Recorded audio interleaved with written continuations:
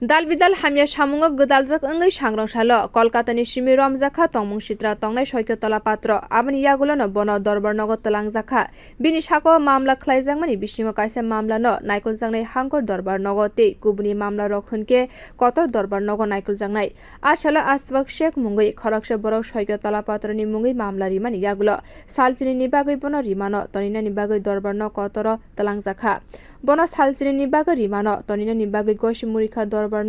sangrong salo koktoma thumnai rokni bwskang phaiui ok kogrok saklaikha naimwthang bodolni tangphang samrat bomik botebo saka 2020 bisibo Tripura bobishot mungoi kaisa koktoma bwlaini editor Chandra Rai salthang thanani buri police thanao Saikat Talapatrano kebungai mamla khlaika a mamlano teibo dimano Saikatno tonina ni bagoi dorbarnogo sanmung khlaika police botol rok aspak shekni mamlawo Saikat Talapatrano salchini ni bagoi dimano toni jagnai Chandra Raini mamlao bo rimano tonina ni bagoi sanmung khlaiye tabo gosimung manka hne saimankha Final 7 November hainau hai dorbar nogo talangjangnai bono alongni nokhonani bagoi Saikat Talapatrani koimung blaino gosimung dilia dorbar nok Final 16 November jora alongo sabjagai rimano ma tongnai Saikat Talapatra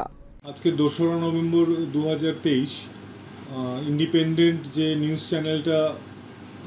ইউটিউবে আছে সেটার কর্ণধার সৈকত তলাপাত্র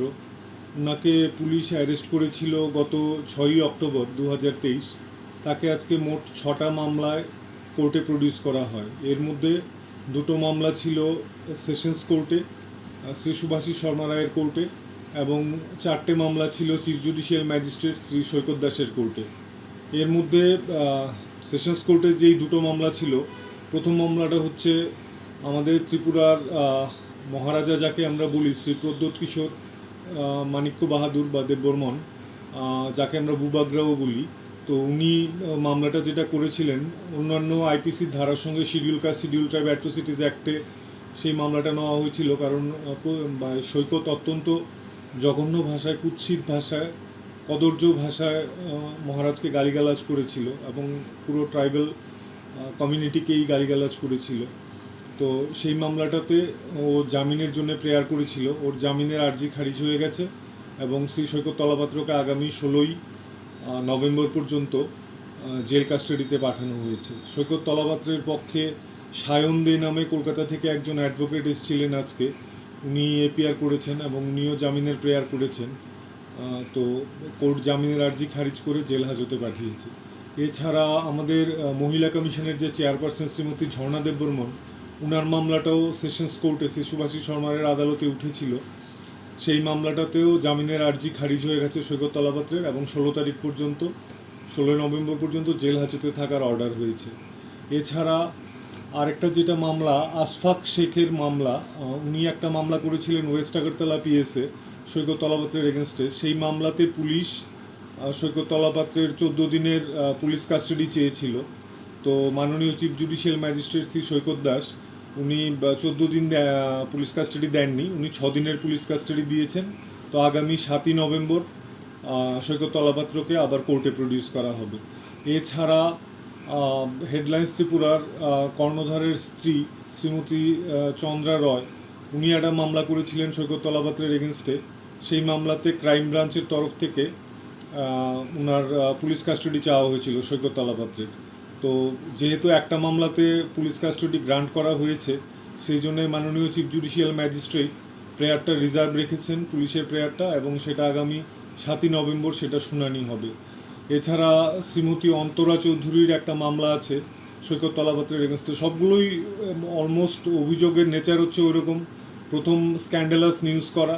তারপর বিভিন্নভাবে blackmail করে টাকা আদায় করা আর এছাড়া আরেকটা মোডাস অপারেন্ডি হচ্ছে এই ধরনের নিউজ উনি করতেন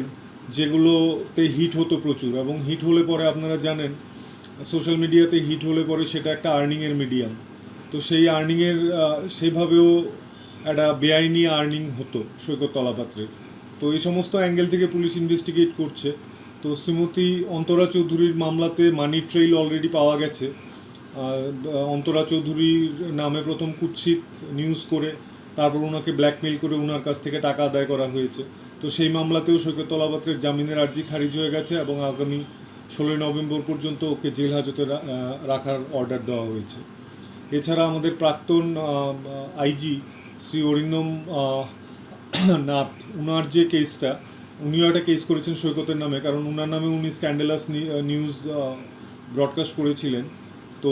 সেই মামলাতেও সৈকত তলাপাত্রের জামিনের আর্জি খারিজ হয়ে গেছে এবং তাকে আগামী 16ই নভেম্বর পর্যন্ত জেল হাজতে রাখার নির্দেশ দেওয়া হয়েছে। তো সব মিলিয়ে একটা মামলাতে পুলিশ কাস্টাডি পেয়েছে 7ই নভেম্বর পর্যন্ত, আরেকটাতে যেটাতে পুলিশ কাস্টাডি চেয়েছিল আজকে, সেটার কাস্টাডির প্রেয়ার রিজার্ভ রাখা হয়েছে। আর 4টে মামলাতে তাকে জেল কাস্টাডি দেওয়া হয়েছে 16 তারিখ পর্যন্ত। তো আপাতত আজকে থেকে শুরু করে 7 তারিখ পর্যন্ত সৈকত তলাপাত্র